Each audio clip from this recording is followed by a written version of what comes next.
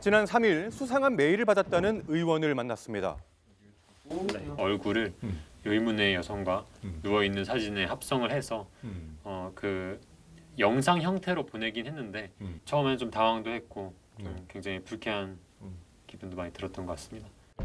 자, 20대에서 40대 지방의회 남성 의원에게만 중요한 문서라는 제목으로 발송된 이메일. 당신의 범죄 증거를 갖고 있으니 당장 연락하라고 협박합니다. 자, 첨부된 사진은 구의회 홈페이지에 공개된 의원의 프로필 사진을 합성한 건데요. 인천뿐만 아니라 서울, 경기, 부산, 대구, 광주, 강원도 쪽까지 가리지 않고 확인된 것만 30명 이상이라고는 하고 또 공개하지 않으신 의원님들도 저는 계실 거라고 봐서 아마 숫자는 그 이상이 되지 않을까. 네. 피해는 전국적으로 확산됐습니다. 최근 같은 메일을 받은 또 다른 의원.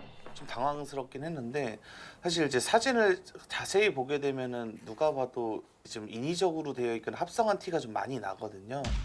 자, 비슷한 사진에 얼굴만 해당 의원으로 바꿔서 메일이 전송된 겁니다. 다른 의원님들 저랑 똑같은 피해를 입으신 분들 확인을 해보니까 이제 답변을 보내면은 그 QR 코드로 해서 지갑을 보내주는 걸로 저도 전달받았습니다. 자, 불법 합성물의 삭제 대가로 약 5만 달러의 가상화폐를 요구하는 QR 코드를 보냈다고 하는데요. 어눌한 말투와 암호화폐 사용 등 해외 범죄 조직으로 추정되는 상황. 특정 집단에 노출된 정보를 이용한 이번 사건. 그렇다면 왜 남성 지방의원만을 노렸을까요? 의원들 같은 경우에는 대중들에게 자신들이 피해를 노출하기가 어려운 점을 이제 의도적으로 공략을 했고, 그리고 그 대상도 이제 의도적으로 선택한 측면이 있다. 이렇게 볼 수 있는 거죠. 자, 일부 의원은 딥페이크 협박 사실이 알려진 뒤 2차 피해까지 이어졌다고 합니다. 피해를 입었다는 제목이 있었음에도 제가 젊다는 이유랑 혹은 제 얼굴이 있었던 이유로 역시나 저 의원은 그랬을 거다 이렇게 잘못 판단해서 글을 쓰지 댓글을 달리는 경우가 있었거든요. 자, 협박 메일의 피해자였지만 진짜가 아니냐는 악성 댓글에 시달렸던 건데요. 자, 서울, 인천, 부산, 광주, 또 대구 등 전국에서 불법 합성물 협박 피해가 신고가 됐습니다.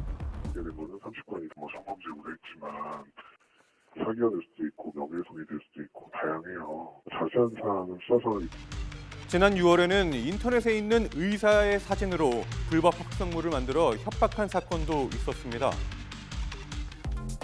지난달에는 한국으로 여행 간 딸이 납치가 됐다는 영상이 중국의 부모에게 전송되는 사건이 있기도 했습니다. 자녀의 얼굴을 이제 딥페이크로 합성을 하고 실제 그 자녀가 어떤 이제 결박이 된 것처럼 그렇게 영상을 제작을 해서 이제 부모를 상대로 협박을 한 내용입니다.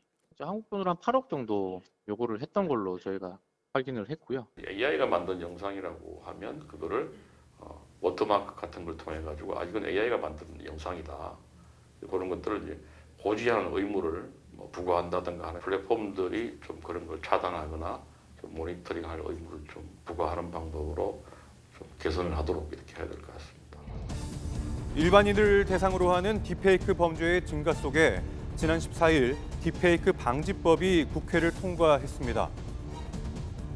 자, 이제는 누구나 타깃이 될 수 있는 딥페이크 범죄, 강력한 처벌이 이루어져야겠습니다.